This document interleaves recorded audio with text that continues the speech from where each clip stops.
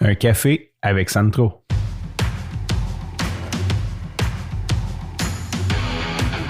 Il aime le code. Il faut que la communication soit codée, mais de façon claire et transparente. La rigidité, c'est pas pour lui. Mon nom est Francis Parent-Valquette et vous écoutez le Sandro Show. Mais le plus important, c'est qu'il est bélier.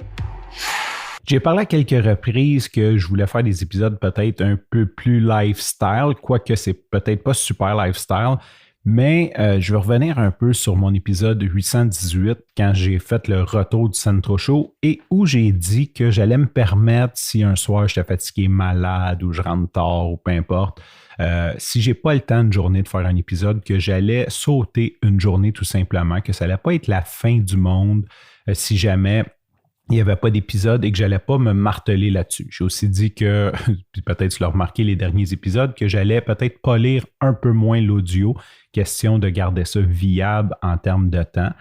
Et hier fut une soirée, c'était la Saint-Jean, et je suis rentré tard. Je suis allé au chalet d'un de mes amis et on est revenu relativement tard. Je n'avais pas vraiment le goût de descendre au sous-sol, m'enfermer puis enregistrer un épisode de podcast, surtout que j'étais fatigué, beaucoup de route, beaucoup de soleil, beaucoup d'amusement.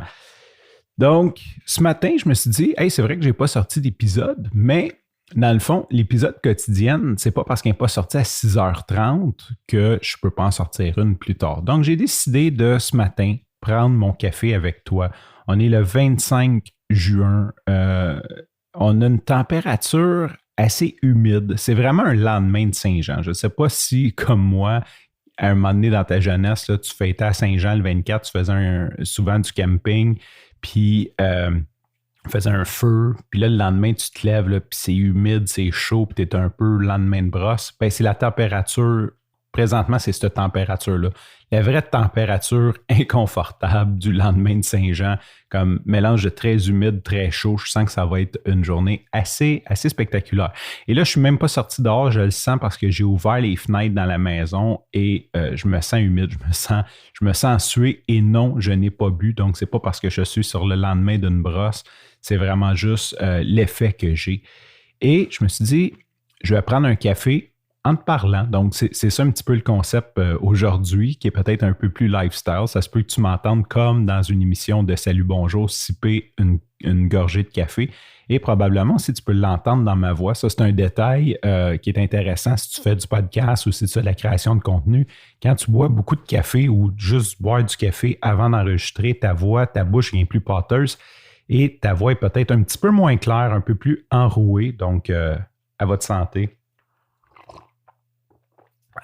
Très bon café. C'est celui fait avec The Rudge Coffee Machines d'un épisode précédent.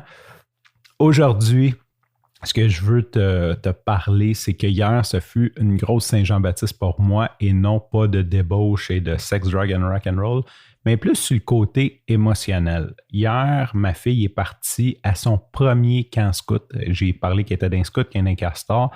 Et là, pour la première fois, elle part avec sa colonie en autobus scolaire.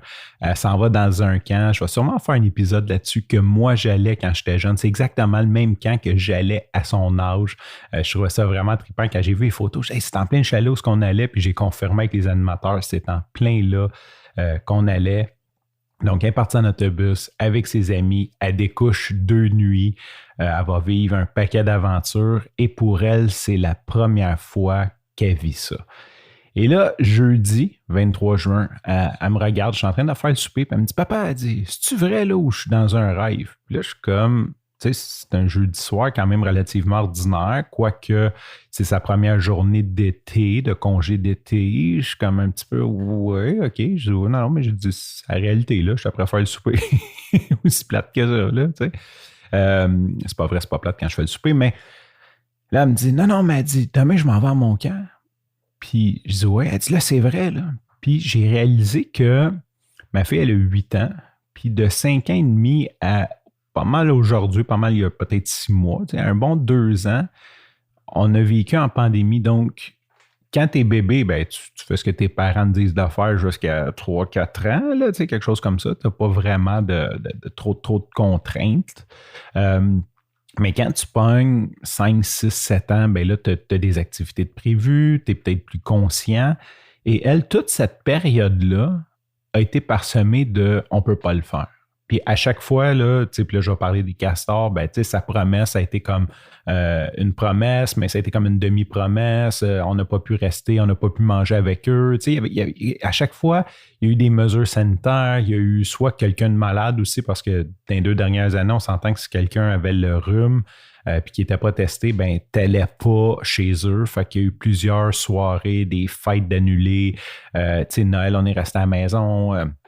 Tout ce que, à chaque fois, on dit, on va aller voir telle personne, on va aller faire telle chose. Puis le corps de sa vie a été à se faire dire non à chaque fois. Fait que c'est sûr que ça laisse des séquelles. Puis pour elle, c'est comme magique hier de dire, OK, mais je pars pour vrai. Là, il n'y a pas eu de cas.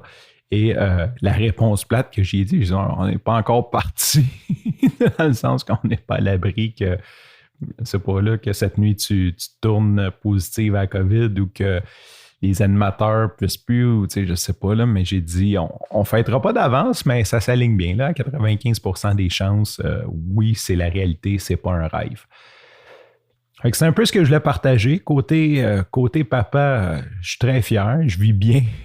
J'ai pensé à elle quelques reprises hier pendant la journée, hier soir. En me levant ce matin, ça fait drôle de se lever dans la maison, puis tu es habitué d'avoir 2 enfants, puis là, tu en as juste un.